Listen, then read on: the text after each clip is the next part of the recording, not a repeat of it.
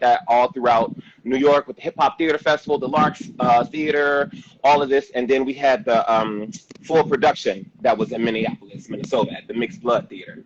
Go. What was it like for you when you first either read the script or got the pilot and heard about the audition? Like, walk the people through like what was going through in your mind, because Sure. both of us are not a stranger to the stage and Yeah. to storytelling. So For sure.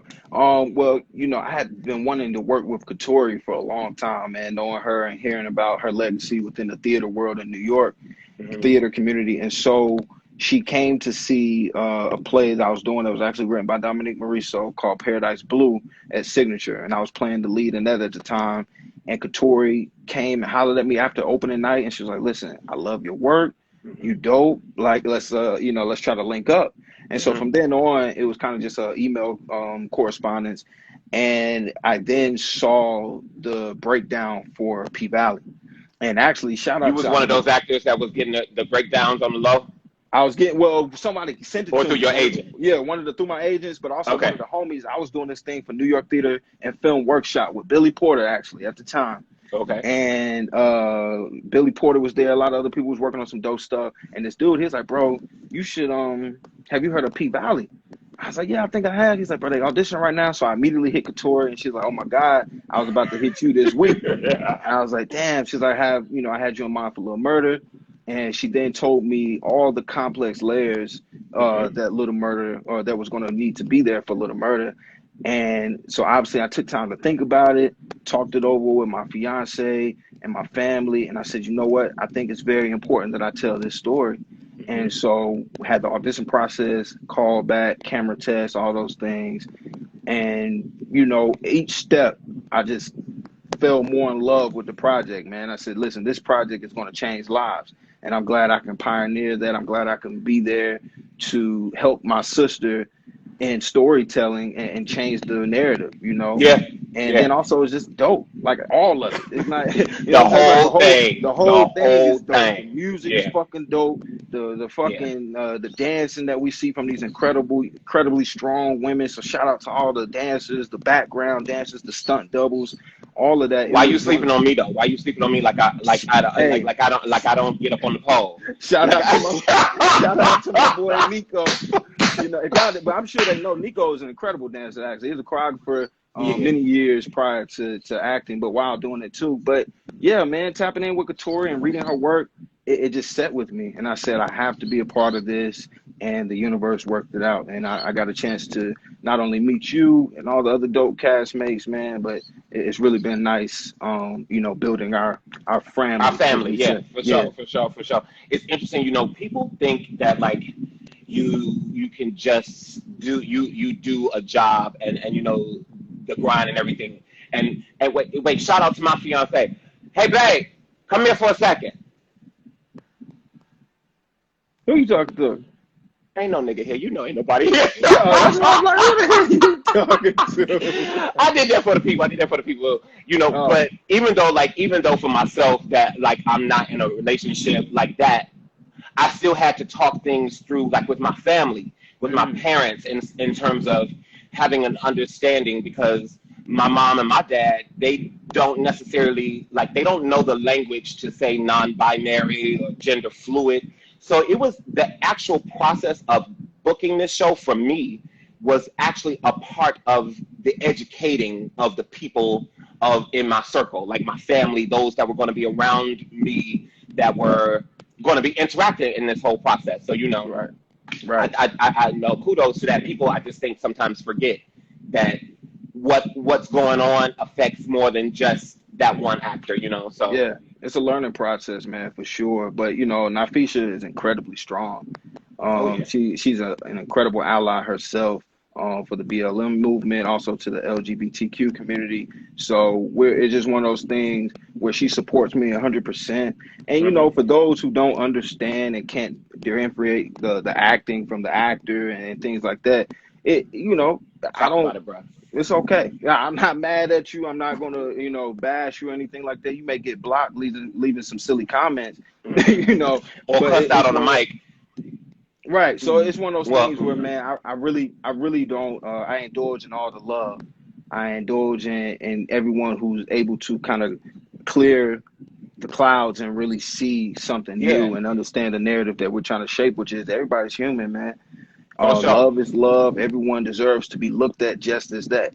It doesn't Yeah, matter what your sexual preference is, and a lot of times it has nothing to do with what you like in the bedroom. It has there everything you to do go. with type of energy and connection you have. So being able to be a voice for those people and to be able to be, image where people can, we're very familiar with this image. We just never seen it on TV. Hmm. And so being able to talk to Nafisha about that and my family, and for them to say, listen, we got you 100%. Even the parts that we don't understand, we still got you 100%, just like me. There's a lot of parts. There's a very specific part of Little Murder that I have no clue what that lifestyle is about. But I have to trust my instincts and also, Hmm. trust my circle that's around me and uplifting me to be as vulnerable as possible to tell that story. And also, like the what I loved about the process is that you were always so open in terms of, yo, I don't know what the fuck is this? What's going on, Nico? Whoa, what's happening? What's going on? Let me ask my dog. Yeah, exactly. So as an artist, it was very collaborative in terms of gaining the authenticity that we wanted, and that was in the script, so that was just always really good. You're talking about some things that I think is really interesting. The first part is a two-part situation. The first part I want to kind of touch on is people saying that they haven't seen this type of character before. Mm-hmm. I think that that is something that is actually for both Uncle Clifford and for Little Murder. I think that Uncle Clifford, being gender fluid, being non-binary, rocking a full beard, all of this hair, the looks, but also comfortable with the fade, getting a fresh chop with, got the designs in the fade, rocking the hat, rocking the do-rag. None of us are all just one thing. So to be able to see what I call a hyper masculine black man, to see that image of Little Murder in a space of vulnerability, in a space of communication, in a space of going after what you want. I think that that's the thing that's different for people. And sometimes people are accustomed, Hollywood for a long time has only shown black bodies. I'm going to say black bodies specifically. And if I get more specific, I'm going to say black male bodies in a very specific way, whether it was a color complex, whether it was a body frame, it was, whatever. Because even, I don't know if I ever told you this, but even on Snowfall, John Singleton, when I did Snowfall, John Singleton told me, he was like, yo, man, I was really originally looking for like a Pretty Ricky mofo, a little light-skinned, short, like 5'8" situation. And then your big ass came in. And I was like, thanks, John. Thanks, John. He was like, no, and you was like the real deal. So that's what's up. That's what's up. You look like you can knock my ass out. And I was like, and I can, but I won't. I respect you, Right. brother. You know what I Right. mean? But, but I think that sometimes people equate sexuality to a lack of masculinity. Yeah. Which then takes me to the second point of, I think sometimes when people are engaging or experiencing Little Murder, they see that he's straight up man, that there is no question of masculinity in him, but they're like, but why is he with Uncle Clifford? That don't make sense. Da, da, da, da, da. Can you talk about that process for you, or even the thought process? Oh, for sure, man. Like you said, it's a process that I think any heterosexual person has to go through. Mm-hmm. Yeah. Whereas you open your eyes to the fact that, like I said, love is love, and that whoever someone is attracted to is a very personal and obviously intimate thing. It's not one of those things that should be judged, right? But it really, for me, being, not only doing theater for the past 11 years and working alongside people who love the same sex all the time, and really having, like I said, changed my perspective from time I was 17 coming out of high school into my career now, 30 years old. It's one of those things where it's very useful to know, not only as an artist, but just as a human being, to say, okay, man, Yeah. anybody can love anybody, and I should respect that. It's nothing disgusting about it. It's nothing that should make you feel any type of way. And if it does, you have to really dig deep and wonder why. As For far as yourself. For yourself. as And there's far no as story, judgment on that either. yeah, and there's no judgment on that. You just got to figure it out. But as far as storytelling, as far as an actor being one who's comfortable enough to tell a story with another artist where we're telling a story of two men loving each other, I think that for me, it was like I said, it was my due diligence, man. I had to find my way to protest, find my way to tap in and really be able to change lives. And this was the perfect opportunity. And it was a challenge. It was a true challenge as an artist, as an actor, and that's what we look for, man. I don't look for the easy way out. I'm not looking for, the role that's going to be perfect for me, or I'm exactly that guy. Because it's like I'm me every day, all day. Right. So like when the part of the beauty of being an artist is that you can transform, is that you can tell stories for people. Like I used to, like when I was in New York, I used to sit on the train. I don't know if you do this, but like sit and just like watch people. People watching, man. Exactly. And like you get the best character work that way. Best character work that way. Yeah. So just watching people and knowing that it's impactful when you can become someone and that character is so believable, it's powerful rather that character is so believable that he can impact so many lives. And so I'm grateful for it, and I really I hope that I'm never offending anyone who lives in Little Murda's truth every day. If anything, I'm hoping that I can just be come on, Alphonse. I'm just hoping. Seriously, man, it happens every day, man, and so I just want those people to feel liberated. I want those people to be able to speak in their truth, and to know that even if you one of my homies or whoever, man, look at your homie. And I love the scene that we had in 107, and however you may look at that scene, but it's Wody and Lil Murda. Yeah. And Wody is really respecting Lil Murda in the best way he knows how. But he's also, but I was just saying, he's also open to growth and seeing that in a different way. What are you going to say? I was just going to jump in because, Twitter goes crazy sometimes, and I think they can be very rude sometimes. But there was this one conversation that this brother was talking about. He was talking about, his manager, he's sour because he just want to, he wants fuck. That's what he said. I'm trying to remember that. My mama may be watching this, so but mama, you get it. You know what it is. And I said, that's so messed up. That's not what this is about.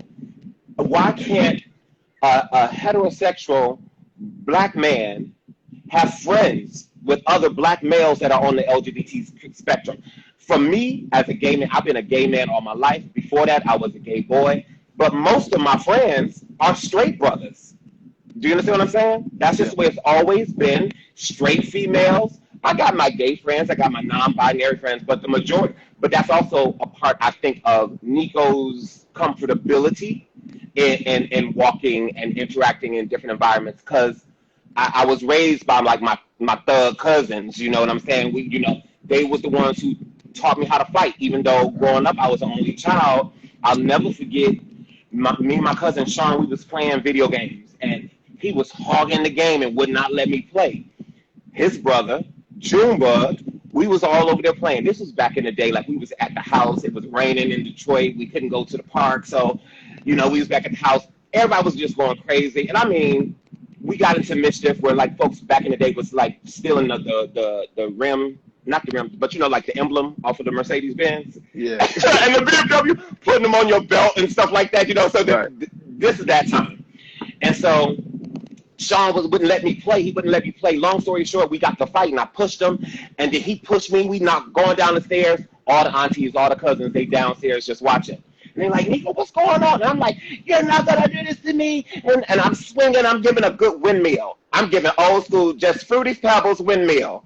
I'm going. You a fool, boy. You a fucking fool, nigga. So then we went outside. They was like, my mama was like, take that shit outside. Da, da, da, da, da. So we go outside, and we in the yard. And then Junebug starts like, yo, Nicco, put your arms up. Put your arms up. Block. And I thought he was trying to play me. I didn't trust it. Yeah. Bro, because I was like, you trying to double team me because it's your brother. So I'm looking over my shoulder, I'm doing all this, and clock, boom, it's just going. But then Junebug said, nigga, I said, put your fucking arms up. You know what I'm saying? Right. I didn't realize that he was teaching me how to fight. Bro. They, as brothers, they do that on a daily, or weekly basis. But me not having that interaction, you know what I'm saying? It was a thing of, oh, men can love you in a different kind of way than my mama loved me. Hell yeah. Brothers love differently than your sisters love you. You know what I Right. mean? Right. No, man, it's all there, man. I grew up with a few cousins who were, um, we knew they were gay. I think they knew they were gay, but it wasn't said. It was one of those things that was just kind of there. But one, without naming him, he was one of the hardest motherfuckers in our family still to this day. You know what I'm saying? And so that's kind of for reference, that takes me to 104, right? I saw a lot of people talking about that when it's like Pico, when he called, well, why he get upset when he called him a punk. Nobody wants to be called a punk. Nobody. Whether you're gay, straight, non-binary, no. So call a punk means that you may think I'm soft, or you may think that you can intimidate me, or whatever the case may be, Especially and not soft man. as showing empathy. Yes. Right. Especially as a black man. Yes. And so growing up in my neighborhood, we ain't called gay brothers punks because they weren't.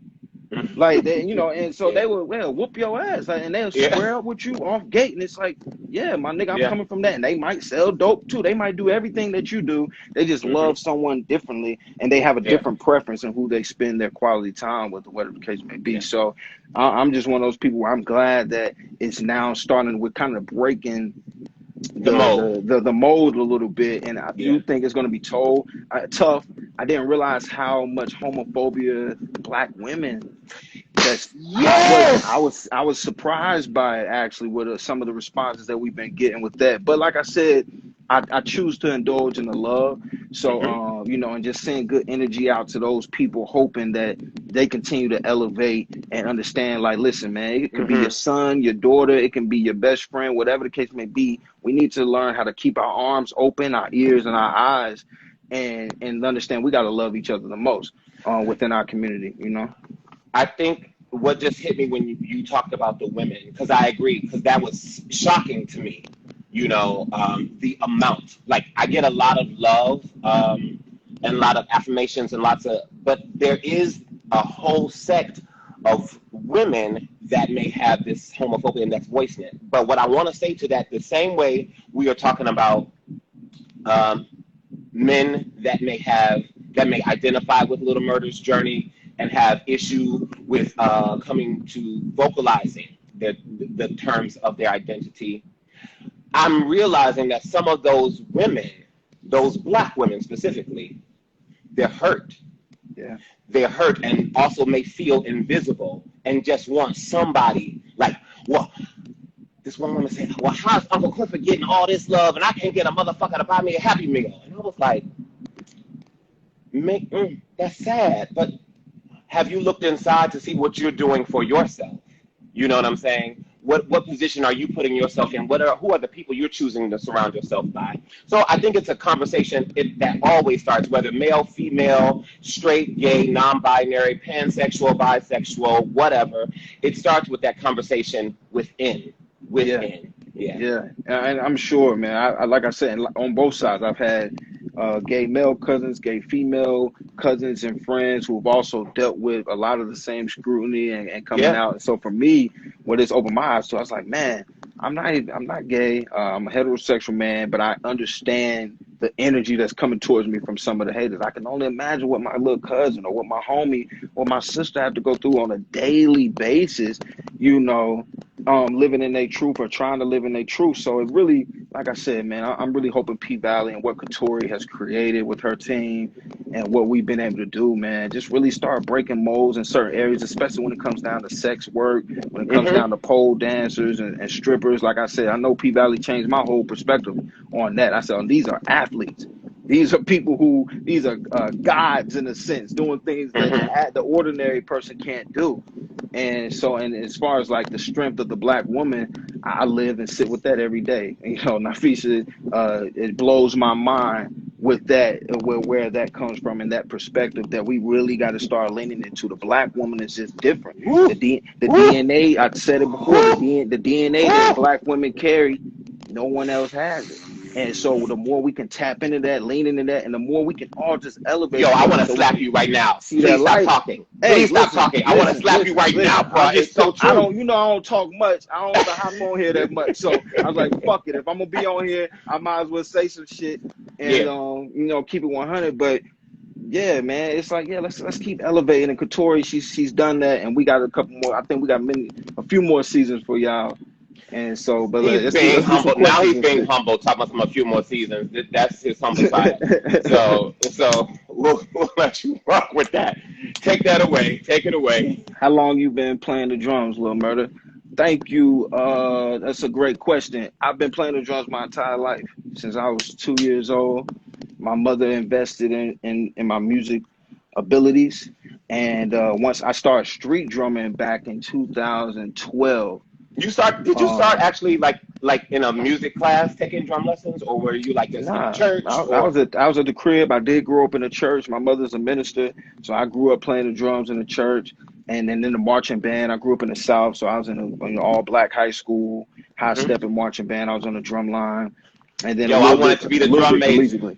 I Hey, wanted to be the you would have killed the drum major.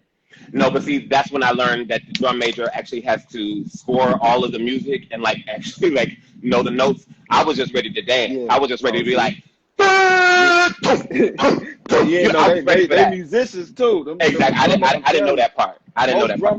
Most drum majors, you got to play an instrument before you can even be a drum major that next year. Exactly. But yeah, that's a great question. Thank you. While I look for this next question, do you have anything? Because this reading and talking at the same time is serious. Reading and talking at the same time.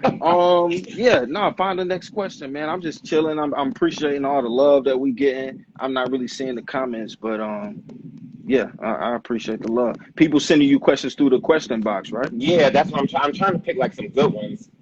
Because people probably be having crazy ones, I'm sure. Yeah, the crazy ones, or just they actually are. A lot of people are talking about where can we send the 55K to save the paint, and all that stuff. Like I love that. Yeah, that's dope. Hey, y'all don't be out here sending no money to no GoFundMe's though. I saw somebody sending money to a GoFundMe. Whoever that GoFundMe is, they getting that bread. They ain't going to the pink. It's fictional, y'all. It's fake. That's true. We are acting. We are acting. Dun, dun, dun, dun. That's you right there.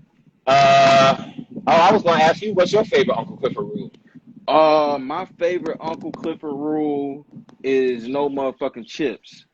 Because at first I was like, no chips, and then when you really think about it, like, no chips, motherfucker. You don't want to have chips getting all on the dances and have your greasy ass hands everywhere. That's right. The only sheen I need on these thighs are Jergens lotion. You know what I'm saying? I don't need no Lay's and Cheetos. Right, Dorito oil and shit. I say this often, but my favorite one is no change in the G-string, only dollars. Because I was on earlier this week, the women from the Oprah Rose show. They have a podcast that's really, really cool, Oprah Rose. Check them out if you get a chance. Oprah Rose, okay. Yeah, they take the principles of Oprah Winfrey and the politics of Amber Rose and mash them up in their podcast. So it was really cool. But they asked me that, and I said that was the one that first came to my mind, because so often I feel like people are trying to do this come up thing, like, oh, I'm going to sleep with this person for the come up, and this person to sustain me. So, like the example could be like Kim Kardashian sleeping with Ray J, that was this, and then Kim getting with Kanye. And I was just sitting there, I was thinking, I was like, no, that's not what it would be. Like, for me, for Nicco, or for Uncle Clifford, like, you have your own talent. You have your own brain, your own brand. Whether that is washing cars or whether that is baking muffins and selling them out your kitchen. You know what I'm saying? You can use what you got to get what you want. You don't have to do that. And most people that are doing the work is coming out of dire situations, So you're seeing things more than just I want to, and the dollar signs. So yeah. Yeah, no, steady grind, man. That's what I always say. I say, just put your all into it, no matter what you're doing, and move in a pure way, and move in a way that that's gonna be beneficial for you and your family. You know what I'm saying? Let me ask you. You know, there was something they keep saying, Uncle Clifford. Does Little Murder ever? I know the answer to this, so I should ask this question differently. Why does Murder never say Uncle Clifford, in your opinion? I don't know, man. I guess I never really thought about that. I'm sure Katori had a very specific reason for doing that. It seems like when you call somebody uh, by a different name, it has a more intimate feeling to it, maybe. Or maybe that's just how Little Murder is. Okay. But yeah, I think we'll find more layers to that. But that's an interesting question. Thank y'all for that. That's gonna have me thinking about, like, why Little Murder call him Cliff? Why I just call him Cliff? Yeah, I like that. Thank you. I always think that that's a part of, especially brothers and black people. We always could put our own little stank on it. You know what I mean? I know. I got some homies. If your name's CJ, they'll call you C. Yeah. Shout out to my nigga D if he on here. Hey, listen, he'll shorten your name so quick, bro, and it's hilarious. So that's me. That's me. Because I come up with a nickname in a heartbeat. Uncle. Someone to say Uncle makes it weird. Probably, if you were to say Uncle, that would probably make things a little weird. I don't know. Yeah. You like the whole thing is weird. No, it's not. I feel like it's not weird at all. I feel like it's life. You know what I'm saying? It's nothing weird about it at all. But yeah, I think I'm not sure why he just calls him Cliff. I think that's just who Little Murder is. Yeah. This came through just to let y'all know. This helps people be who they really are. Growing up, I didn't see the types of roles you guys play. Oh, okay.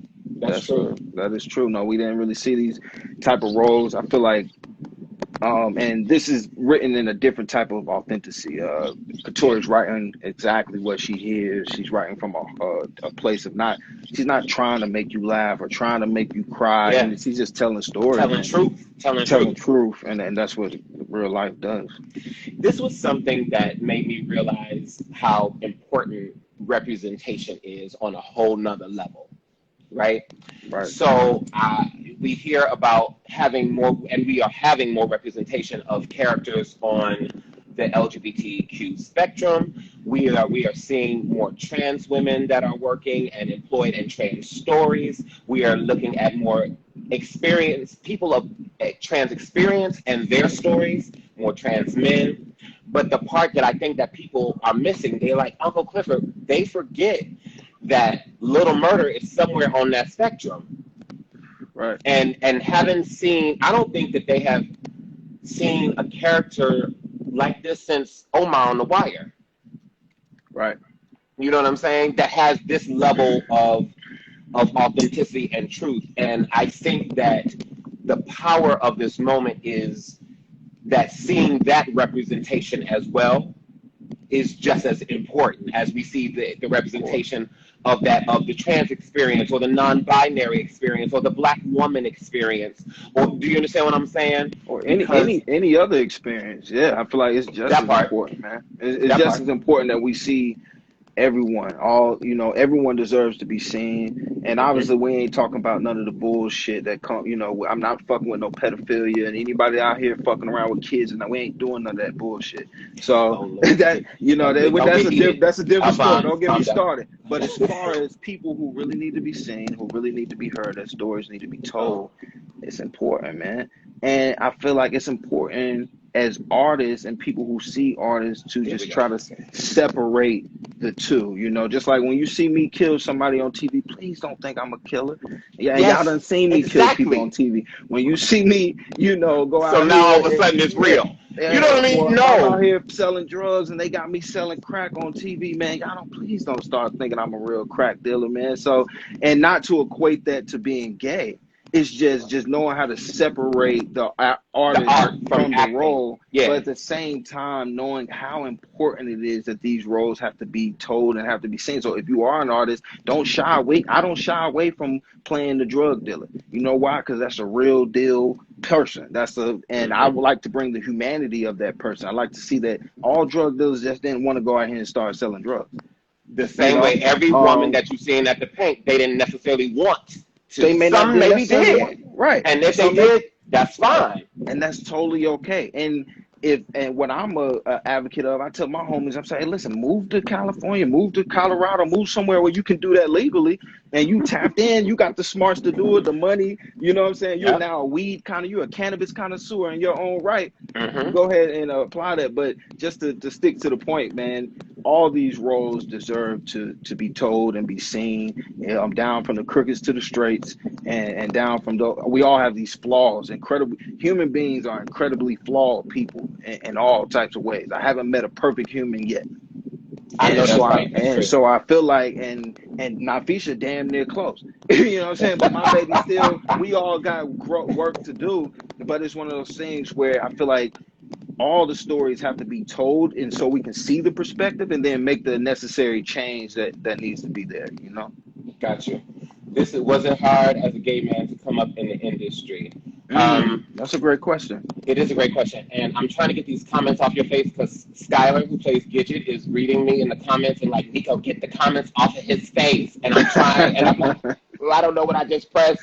Maybe I slide over a little bit or so. There you go. Thank you, brother. Thank you. There you go. Because this little Apple Pencil and this stuff is messing up. Anyway, was it hard? It was definitely challenging for sure because literally earlier this year, I was in New York doing a play, Hot Wing King at the Signature Theater, Katori's one of her new pieces, and totally different piece, totally other end of the spectrum, and I had an epiphany, Alphonse. I was like, oh, snap. I'm back in New York and I'm working.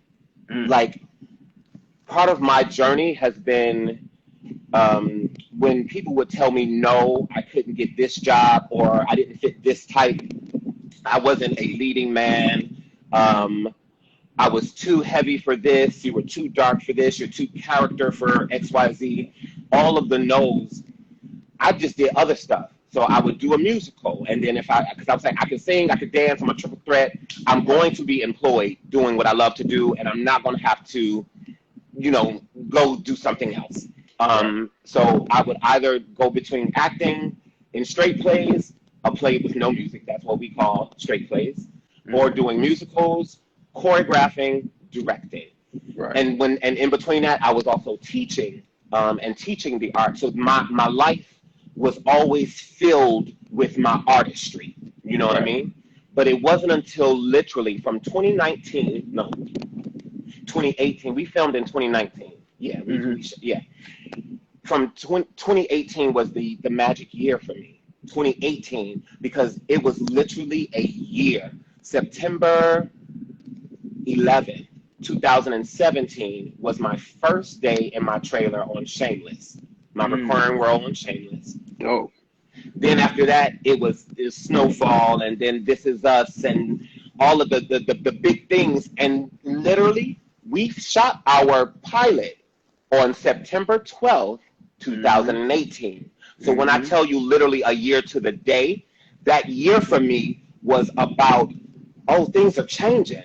People are seeing you in a different kind of way, Nicco. There are more doors open. So it didn't matter to me that I did this play from the beginning and I had to audition just like everybody else. For me, it was about, there are other actors out there that are able to now have some hope and have that same kind of inspiration that I had of like, there are roles out here now. There's something different. It's refreshing. It's not the same okie doke situation, or you don't have to be the one black gay guy in a Terrence McNally play, or all of the other stereotypes. I'm not going to go into it, but for sure. What is your? I don't even have to ask it on the thing. What is your? Let me grab my charger real quick, G. All right. Let me grab my charger. Well, while he's doing that, my baby go bring it to me real quick. Can you bring my charger real quick, baby? You always doing this, bro. You just doing the most. I ain't doing the most. I don't want my phone to die on you, man. That would be upset. Yeah. This brother here, Rick, he says you are too You are two black men that have shown both sides of me and love how intelligent and educated you are. Thank you, Rick. Thank you, thank you, thank you. Oh, that's dope, bro. Tell him I said I appreciate that, man. Thank you, brother. I said Alphonse, what? he can hear you. I know I'm bullshitting, man.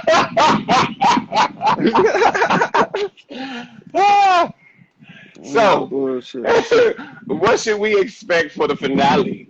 Oh, y'all about to expect everything, man. Growth, strings being tied together. Um, Katori giving you an incredible, just final episode for season one that leaves you waiting for more for season two. But just some really heartfelt performances as well. Everyone brings their A game. You go get an opportunity to see your boy, and so it gets Who is your boy? You talking about Diamond? anybody that's your boy, you gonna be able to see him. So, You but stupid. You nah, stupid. it's great, man. And this the shout out to Barbara, our director for episode 8. Yeah, Man, Babs. Babs, she came in, crushed it, and I can't wait for y'all to see it. So we're just a few days away, and things gonna turn up in a real good way. We are a few days away. It's crazy that this has gone by so fast. How has that process been for you? I can't believe it. I'm like, damn, 8 weeks like that. And so now I'm blessed, man. I'm really grateful. I'm about to start working on this next project next week. So it's nice to kind of have that flow You where sure it's you like, ain't cool. Jamaican? I might be, dog. You know, It's somewhere. you It's somewhere. stay I'm waiting working, for my. I'm bro. waiting for my ancestry to come back.com. We got to do that. But no, it's just blessed too. Like I said, to kind of go through this period. I feel unfortunate. Sorry for everybody who's been dealing with hard times with COVID and everything like that. But Yeah. 2020 has been an amazing year for me and my family, and so I just want to continue to push forward, and so I can get to a point to help some of these people who wasn't as fortunate. Man, I started a foundation. So the time went by, but I got a lot of shit done as these 8 weeks, and throughout COVID, but definitely over these last 8 weeks. Copy. You can take that. How did Lil Murda learn how to make weed wings? I bet I am a cannabis advocate, but I do not personally know how to make weed wings. But I feel like Lil Murda learn how to make weed wings, probably just kicking around some white boys, or had them a little, because black people, we don't really be into shit like that. Some people do. Don't get it twisted. There's some people out there, but I know when I was 18, 19, 20, 21, I had these homies I kicked it with in Chapel Hill, and they was putting me on all types of shit, cooking with cannabis butter and all types of things. But I feel like Lil Murda might have had him a little white homie out there, like, yo, let me throw some some butters in there for you, bro. And What is that? What is that? What did you just do? What did you just do? You you and know what I'm Duffy, saying? you and Duffy got the whole Yeah, situation going Duffy, on. Duffy, Yeah, Duffy might have taught Lil Murda how to make yeah. the weed wings. But when we was on set, they wasn't really weed wings, but they did make some real wings, and they smelled so good. They were They was smacking. busting. So shout out to whoever made them wings on set. Yeah, yeah, yeah, yeah, yeah. Okay, this is a good question. What was the hardest scene between you two? You want to start with Um, me? you start. Yeah.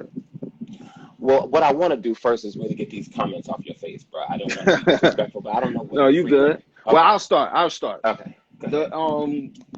you know, there are acting and being on set for hours on end, shooting for 6 months straight can make anybody's day long. But the great thing about being around these people is that every day was just a great day. We had good times. Everybody respected each other's boundaries as far as like, all right, man, I'm chilling right now. I got my little headphones on, or I'm going to my Mhm. trailer, whatever the case may be. So doing the work, just like any other job, there's always challenges to it. But yeah, there was things for me personally that, yeah, I'm not a gay man, so to be able to play those roles, there's a place that I really have to go mentally and really prepare myself, and talk to my fiance at times, or times that she would fly in and just be there to support my anxiety on certain days, just to be completely transparent. but I think that's for anyone who's not used to walking in a certain set of shoes. Just like my first time shooting a gun on set. Like, yeah, I had, I was shot a gun in the hood with the homies in the backyard type of shit, but having to aim a gun full of blanks and shoot at people around people, there was a certain anxiety that came with that. Yeah. And so, I think, I think all of my scenes with you were just you're an incredible scene partner, man. You're somebody who knows how to be there for your scene partner, no matter who it is. And so any type of anxiety you may have, it keeps it at a low level. And so I try to be there for my scene partner as well, and be truthful and be honest and breathe and believe, as my homie Miriam Hyman would say. Shout out to Miriam Hyman. She played What's up, Miriam? on The Shy.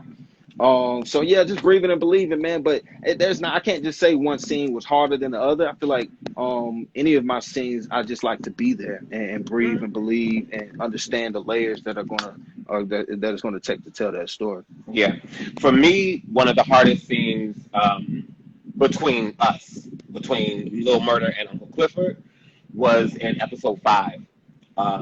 And I think that's why, for me, a part of why episode 5 always felt so special, because I just remember the process of it.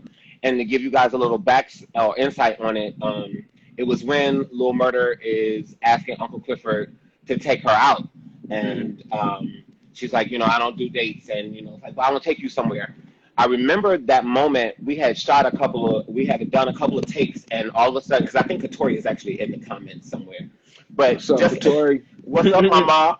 Just like she's in the comments here, she kind of like appeared on set because she wasn't there necessarily at the top of the shooting of that scene, and she kind of just came in, and she whispered to me, and she was like, "Just breathe." And she did this. She said, "In this world, we love. In this world, things are possible." They told that story already. And I was like, you're right, because I could feel, as a gay man, I could feel the wall of all of your fears, your insecurities, of being taken advantage, your triumphs that you have had for owning who you are when you get to a certain age. I was feeling, as the character, I was feeling like that was starting to be ripped away. It's being called into question. I was just sitting, and she was like, and that's right. But the Nicco was fighting against what was organically happening until she said that to me, and I was like, okay, it can happen. Katori's awesome. Katori, for those who don't know, man, that's my sis, man. She holds you accountable, but at the same time supports you and uplifts you in a major way, man, and is there at all times. So much love to Katori, and yeah, man, and shout out to me and you, my dog, for making that shit happen, bro, because it's, and also we're strangers, bro. I didn't know you, coming into this situation. That's true. And so we had to be. That was the first question. And a lot of people may think that anxiety is happening because it's two men loving men, but no, that happens with men and women too. There's a certain anxiety that happens when when you're acting and you're a professional actor and you're in there doing what you're supposed to do. There's a certain, for me anyway, where it's like, all right, man, you want to be as respectful as possible. You don't want nobody to get offended. And so, of course, you got to dive right into the work, but you want everyone to feel respected, man. And so it's a fine line. I agree. I'm just tagging on that. Everybody usually always thinks like, they say, oh, he must be gay. He kissing. Do you know I get the same thing? I have been on set and I had an intimate scene with a woman. Literally, she reared back and was like, "You sure you gay?" And I was like, "Yeah." Like, what's the problem? She was like, "You don't kiss me like you gay." And I was like, "The character ain't gay." Like, and I know what I'm doing. So, gay or straight, shit. If you know how to kiss, you know how to kiss. You understand what I mean? So so the pressure as a gay man be like, oh no, you straight. And like this woman actually almost in a moment like, well, I could turn with shit. You could come on. And I was like, whoa. So I've experienced how people can try to impose their own insecurities and their own beliefs on you, and it's like, I'm doing my job. I'm doing my job. Period. What's this question right here that's on the screen? Oh, that's the same thing. Oh, we read that already. You did. What is this? Oh, nah, you definitely got to wait till next year, homie. Yeah, you got to wait till next year. One of the things that I love about the show, and everybody's like, oh, we need it now. We need it now. We are very grateful that is the response and the vibe. But this show is so good because of the time that was taken to write it. Right. Everything with this show started with those words. With Katori Hall, Patrick Ian Polk, all of the writers in our writers' room. You know what I'm saying? There's so many tasks. I'm not even gonna start listing because I will leave people out, and I don't want to do that. But it really starts with the words. People forget that that's an art too. There are people behind the scenes that are helping to tell this story that make it happen. It is not just us, the actors. Definitely, man. Shout out to Katori. Shout out to her whole staff, man. All the producers. Shout out to Stars. But yeah, I respect the fact that they put the time in, and I do understand. But now it's a machine, and so now they got it's there in Katori. I know she has it in her, so it's about really just the space too, being able to be in a certain space and getting it done. But we coming for y'all. Don't worry, y'all go get it. Yeah. The question before was, are you a real rapper? How did you handle the music? Am I a real rapper? You know what? In my past life, I might have been, man. I feel Shut up in my past life. In the cafeteria, when I growing up in the school cafeteria where I come from, man, shout out to the East Side, man, Dudley, DHS, anybody that's on here, man. Shout out to Greensboro. And it's just like, yeah, that's what we did. We was in the cafeteria and we hit little freestyles one time with the homies. We down, and you already know that we riding through town. You know, and I was the one that was popping out. Yeah, I was popping on the electro table. I was like, ow, and you know, stop it. So we hit it one time like that, and real quick. And so in my past life, man, I was. So when I had the opportunity to do it with Lil Murda and really collaborate with some dope artists, what's your favorite song? It was a dream come true. My favorite song, they about to hear it coming up on episode 8. That's not your favorite, though. That's my favorite song. Nah, 2 of them. I got 2 of them in episode 8, so you don't even know which one I'm talking about, homie. Oh, well, which one you talking about? I can't tell you, man. I gotta wait. You trying to get me fired, man. So but it's one of those things where I knew it was gonna be a great time once we started getting that pop. Yeah. How did you feel about the lyrics? Because I feel a certain way about the dance, and like I connect when all the girls are in full swing and like the nights is popping and Uncle Clifford is MCing and we knucking and we bucking and we getting it in. Like that's one of my zones. What's like one of your zones as Lil Murda, like lyrically? I don't know, man. I got so many different zones I kind of tap into with Lil Murda, but yeah, Falling is just a dope song, man. I love, like I said, this is one of these 2 coming up that I think I really resonate with and I can tap in with too, just because of the type of music I like to listen to. But yeah, I don't know, man. I find myself in different zones with Lil Murda. I could be listening to some Sade or something, you know what I'm saying, with Lil Murda. But yeah, other stuff too. Key Glock, I rock with Key Glock. Do you want to pursue music in real life? Do I want to pursue music in real life? I'm a musician, so music is my life. I do talk about it. Have a extreme passion to continue to push that forward. I told my fiance one of my ultimate goals is to be in a studio with all types of found sound, is what I call it, like buckets, pots, and pans, but also having like some strings, so a percussion section, a horn section, and have like Beyonce in there, and we rocking out and do some dope stuff. So keep that in your mentals. Because I'm gonna save this live. So I think we're gonna see that. Concept. That's what I'm trying to make happen. But anybody who's been on my page, you see that I've been doing these street drum covers, and so I'm gonna keep that going. But I'm also just gonna continue to just produce with some of the homies and collaborate on my end and do some dope shit when it comes to the music for sure. That's what's up. Nicco, how do you feel when people call you Uncle Clifford in public? One, it really hasn't happened. It really has not happened because of COVID and the pandemic and all. Yeah. But I recognize that this is popping for a lot of people, and I'm very glad that it's touching people, and that we get to be in people's homes actually every week. It's different than when we do theater. They go see the play, the curtain comes down, Yeah. and we out, we hit it. But here, like, we coming into people's homes on people's phones.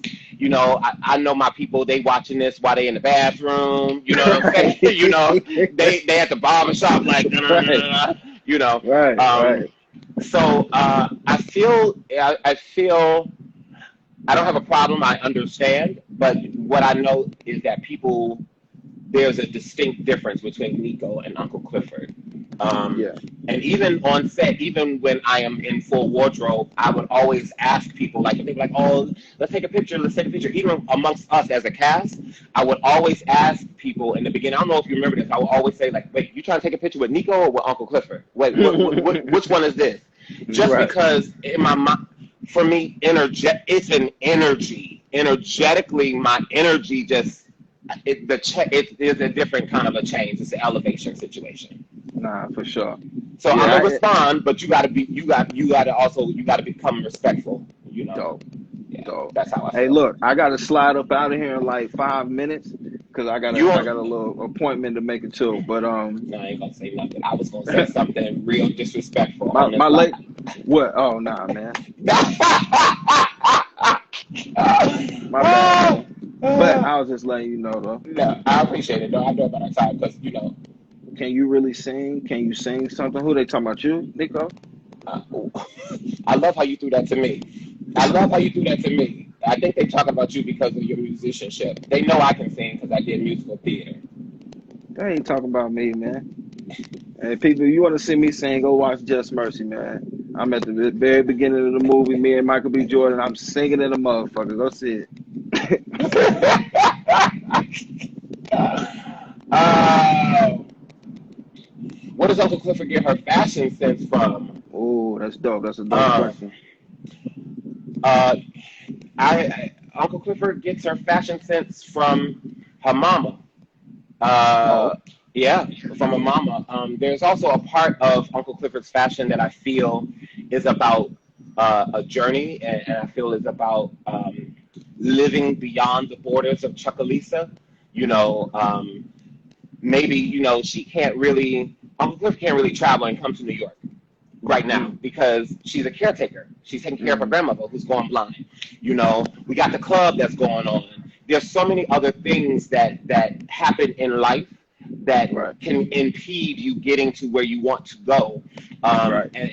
That was a part of the magic of this role that you got to see that and come home with Uncle Clifford. So like even when I think about the parasol in the middle of the cotton field situation, I'm thinking like that's an old outfit or a old caftan that grandmother had or mama had, and I took it to Monte and was like, "Girl, whip this up real quick for something," and there you have it. So it's always That's about dope. a remix and homage to heritage.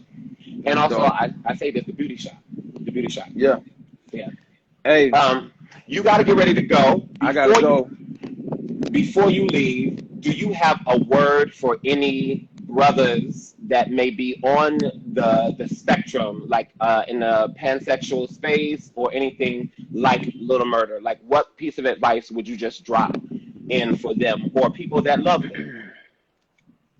I don't have any advice because I don't live in that space. Although Little Murder does, that's still a fictional space, a storytelling space that it's only so much surface level. So for me, the only thing I would have to say is that I love you and that I respect you, I see you, and that we're here to lift you up, male or female. I don't care or who you love, what color your skin color is, but especially to my black people, since we're gonna talk about black people, man, let's start breaking these molds. Tell your homie that you love him without putting a forearm in between y'all when you give him a hug and shit. You know what I'm saying? Give him a hug. You You know what better I'm say saying? you better say You it. feel me? Like, love, tell your homies that you love them and understand that that's gonna really keep you more focused on the real deal things that we got going on, which is like just building this family, man, and you know, just taking care of the things we need to take care of. So yeah, I don't have no advice or nothing like that towards that, but I love that you. is advice, Alphonse. You just said Yeah, a love. little You bit, said people love. love though. Yeah. Yeah. But hey, I love you, my I will dog. see you, bro. Hey, love you. Love you too, bro. And everybody else that's in the chat, fine. Y'all be good. Peace out to y'all. I'm holla at you. All right, now. That was great. That was so great. There we go. She says she's feeling the beard. I'm glad you're feeling the beard. Yeah, we gotta say that one more time for the folks in the back. That was great. It's funny because actually my meditative word today was about loving thy neighbor. So it really is all about love, for sure. I gave you credit, bruh. You talking about you ain't got no advice. That is good advice. Excuse me. As a black gay and a film team, I really look up to you. Thank you. Thank you. I hope that when you are looking up to me, that you see the flaws, that you see the love, that you see the steps, because they are steps to this thing. Everybody is talking about, oh, how can I be on season 2? How can I do that? Look, like I said, y'all done heard me tell the story. I've been doing this since 2009. That's when this project started. Don't shit happen overnight, okay? But a dream. And if you have that dream, realize it's gonna take you some time to live it and make it manifest. Yeah? So that's what I would say. You can't skip steps. So do the work and keep loving yourself in the process. So yeah, that's what's up. Because Lord knows I ain't perfect.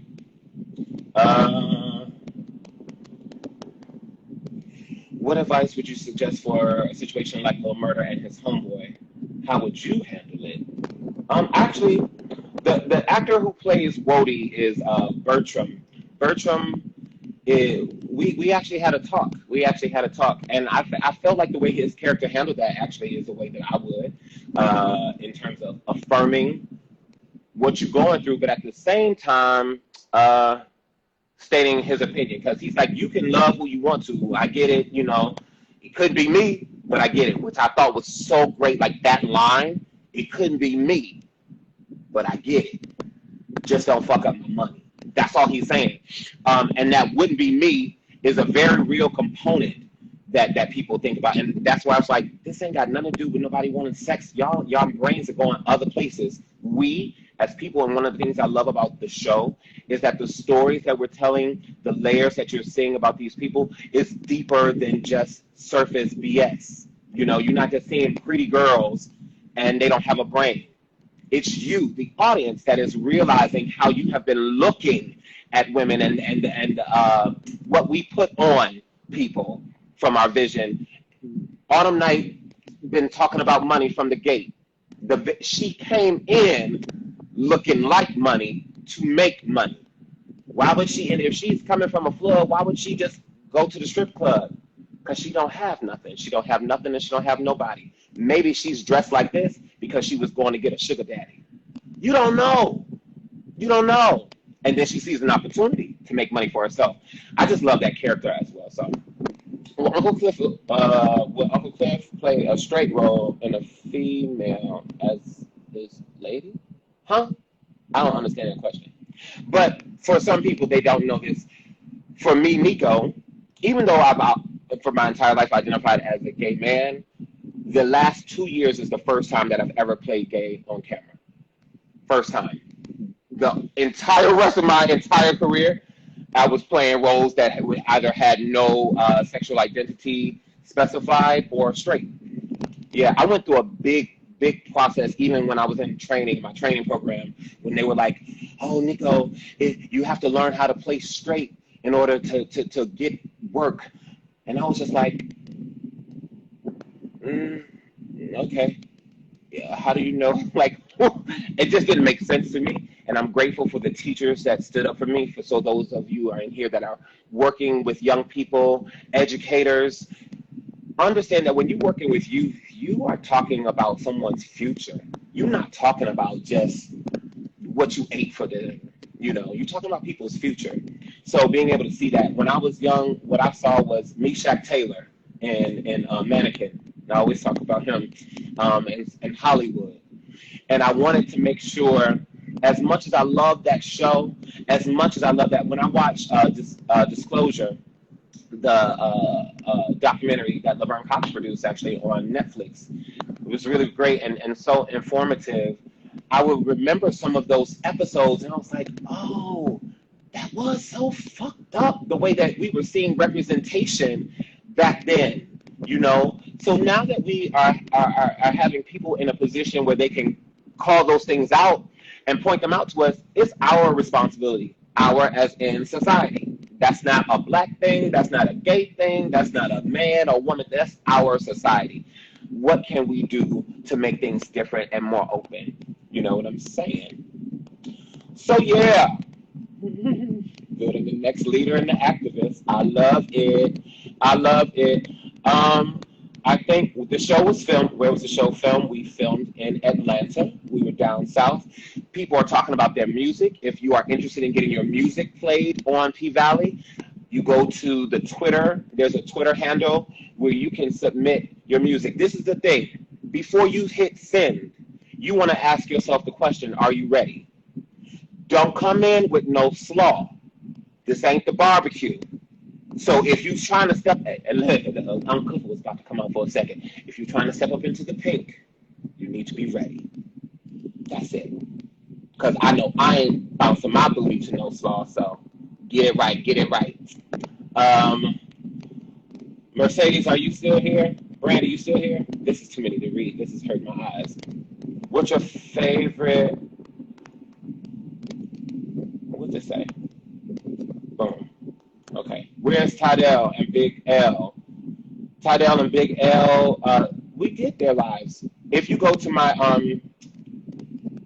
what you call it? The highlights on my IGTV, you'll see the old videos of me and Big L, which was really, really, really great. That was the first one that we did. The one with Corbin, the one with Diamond, the one with DJ Never Scared, Parker, who plays Andre, and Maine. We haven't done one yet, but y'all know y'all want to see Maine.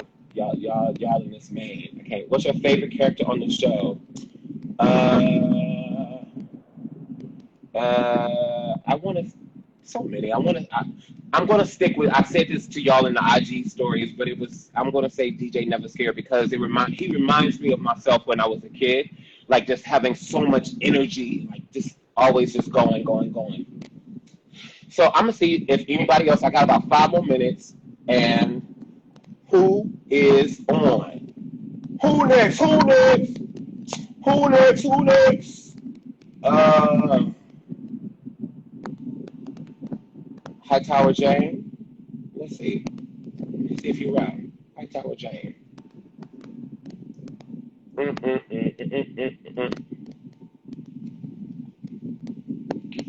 Hightower Jane may be coming in.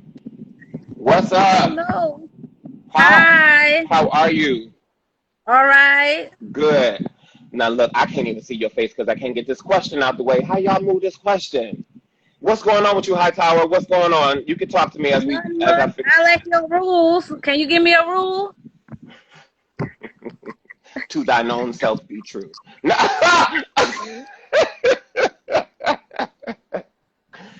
Hightower, I would say let the stage be your stepping stone, not your tombstone. You know what that means when I say that? No. You know what a tombstone is? Yes. All right, so let the stage, if you go step on that stage at the paint, you got to let that be the thing that lifts you up to your next level, not the thing that kills you. That's what that means. Okay, thank you. You're welcome, my love. It was great seeing you. I hope y'all tune into the show on Sunday, okay? Oh, sure will. All right now. Where y'all from?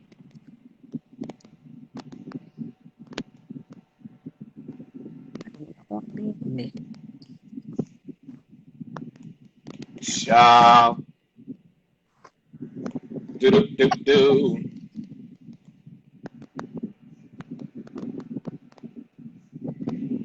All right now. I'll see you later.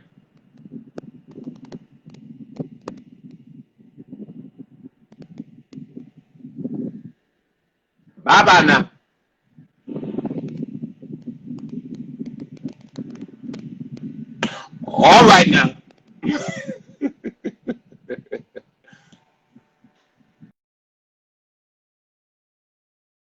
Clifford. Um,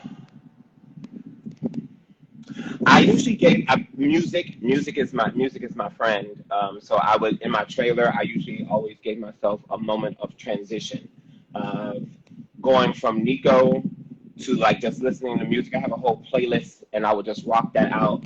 And one of my not stories, one of the posts I made, I can't remember, but you see me out, like, because I start off like this, and I don't really wear much makeup. I give a little lash, my eyes or whatever, lipstick, and that's really pretty much it, and, whatever wig or whatever, because I was conscious I did not want to do drag makeup. I just wanted just regular skin. I just wanted it to be regular. I love it. I love that y'all love the casting and everything. I love it. Any chance you will direct an episode of P Valley in the future? I could see that. I could see that. It's not something that I want to do necessarily this season, season 2 coming up. I definitely didn't want to do season 1 because it was so much. Like I felt like the show was so much, the role it was so much, and I wanted to do it justice. I didn't want to be distracted. I wanted to get a firm footing in all of this first. I didn't want to just jump the gun. I am not interested in just getting knocks on a belt just for the sake of it. For me, the story was too important to just think it's about some kind of hype or something. Drop a hint on the finale on who dies.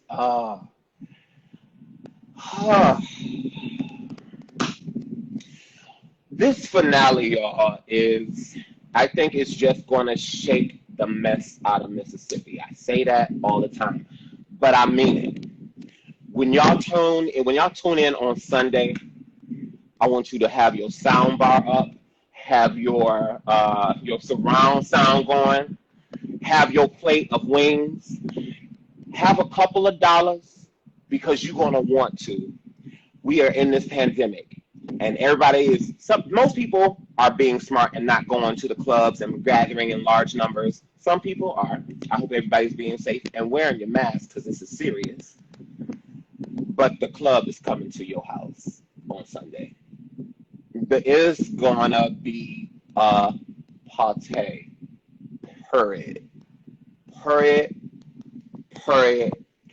Period. That's your Uncle Clifford. Period. Okay? So, self play, your ass, you better come on down to the pack. It is. It's really going to be lit. And it's going to take you through some emotions because it does for me when I watch it. So, that's the hint I'm going to give you. Bring your stacks. I'm not gonna go live for no more people because that last one made me a little nervous. I didn't know. How was the energy on set? It looks like y'all have so much fun. We do. We actually do. And the thing about that is because of the nature of the show, we all knew that to tell these stories authentically, to tell them truthfully, as deep and as layered and nuanced as we are in real life, we had to be real with one another. So yeah, we all get along. We all get on each other's nerves every other day, and ain't nobody shy about telling you, be quiet. But it definitely is a very family atmosphere, and I feel like that's translating across on the screen. So we are a crew for real. Y'all need to make an attraction. You gonna get your wings together? Bet. That's what's up. All right, y'all. Well, who is she say? Put me on live. Oh, you gonna do like the video, like Boosie, little Boosie? Put your on live and give you $1,000. Dum dum. Where is she? She ain't even in here. Where you at? See, I was gonna add you because of that, but you not there. But solo culture is solo culture. What you got? Who next? Who next? Who next? Who next? Hello. I'm a What up? huge What fan. up? What up? Hell nah. I got two questions. I Hit got it. two things I want to say. Okay. Thank you so much for this show. Tell Ian, Patrick, and all them writers in them room. Thank you, thank you, thank you. For sure, brother. And I'm a huge fan of Shameless. I just heard you talking to oh boy, Murder, Yeah. Will Murder. I can't remember his real name. Alphonse. And you were on Shameless? Yeah. On Shameless, what was it? The last season, my character, I was the Reverend. That was again. What was my name? Oh, this is horrible. I can't remember my name, but I was the Reverend that was working with Ian on the conversion therapy, and in support of who he is. So I'm gonna have to go back and watch. I promise. Oh, but I love P Valley. That's I need what's to come up. to the club. But I just wanted to say hi, and I'm finna get off here. That's all good. Thank you. I appreciate that. Thank you for tuning in. No problem. All right. Now, see, that was wonderful. That was great. Who next? There she go. I watched every single episode of that. That's what's up. Yeah, when you see me in Shameless, you know. Oh, Okay. that's how you feel? That's how you feel? That's how I'm feeling. Listen, come on, beautiful. She was like, I'm going to be ready. I'm going to be sitting here ready. Yes. Yes. I just want to. I love P Valley. I have been dying for another show to just obsess about and watch, and y'all bring it every Sunday. Like I got everybody on P Valley. Everybody. That's what's up. That's what's up. That's what's Everybody. up. Thank you. No Thank problem. you. No problem. Y'all How did are you? doing it. What was your first thoughts of what the show was versus your experience of the show? So when I watched the first episode, I didn't know what to expect at first, you know? But as it got further in, it had so much depth and so many layers and so many different stories for so many different characters that a lot of people can relate to. You know what I mean? Including myself. So, I mean, I'm a hairstylist. You know, I have a lot of friends in the LGBTQ community and everything like that. So, I have worked in all types of arenas, from strip clubs to drag clubs to just everything. So just to see the light being shown that way and really putting it forward, like I mean, I'm loving it. Like I'm loving it. It's everything, like everything. Before you head out, because I feel you, what's one of your like favorite storylines or that you like vibing with? Ooh, so I think I love Mercedes' storyline because I get it. I get that grind. You know, I'm a hustler. I do all kind of stuff, so I get it. So I definitely get her situation, the situation with her mom, because I can understand that from just people I know in situations that they deal with. But really, the situation with you and Murda, because I have a lot of male friends who, you know, male gay friends that deal with situations like that on a regular, that confide in me and things like that. So to see that being shown that way and really letting people know that that's real, you know, like that's really, really real. Like I love just the authenticity, just the realness of it. It's just everything. That's what's up. Everything. Yeah. I appreciate that. I appreciate that because that's why we doing it. You know what I'm saying? We're doing it for the reflection so that we can all see one another in our glory, in our beauty, and in our monster. You know what I mean? So that we can make adjustments so that we can grow. You know, one of the best things about this experience, because you know, like this is my chance that I'm actually getting to engage with everyone, you know, through social media and stuff like that. Is hearing from people connecting with their children, like older generations, you know, connecting with their children because they are understanding and they're seeing more truth, you know. People mending relationships with their moms, you know, Black women, you know, because most definitely as loving and nurturing. I don't know if you were watching earlier, we were talking, Alphonse and I were talking about how there is a lot of, there is not a lot, but there is definitely some homophobia from Black women that have been coming in comments and stuff like that. How did you get to your space of being so open and accepting as you seem to be? So I think it started because I had I think, well, for me it started with my mom, my grandma. Like, they never ever discriminated. I had an older cousin, God rest his soul, but he he was a drag queen like when I was little. Like, I had to be like 3, 4, early days, and my mom was a hairstylist too. So Okay. I would see her like help him get ready, and then his friends. So it was always just open in my family. Like, always. Like, I have friends, they come to my house, even when I'm sorry, my phone. But Uh-oh. even when I was younger, I feel you. it was just that sense of there was no discrimination, no judgment, nothing like that. You always got treated equally, and that's how we were raised, and that's how I raised my children. And I have twin daughters, I have a Amen. son, and we're all raised that way. Like, and even in situations where, we would hear somebody else say something, we would be quick to take up for somebody, because my grandma didn't play that. Like, no, Mm-hmm. we don't do that. So, Mm-hmm. just to be a safe space for people to come, because the world can be so cruel. It's so Yes. cruel, and it's hard for, like, even with the attention being brought to it, it's still hard for some people. It's Oh still hard yeah. for some Oh children. You know yeah. what I mean? Like, because the discrimination is real. Yeah.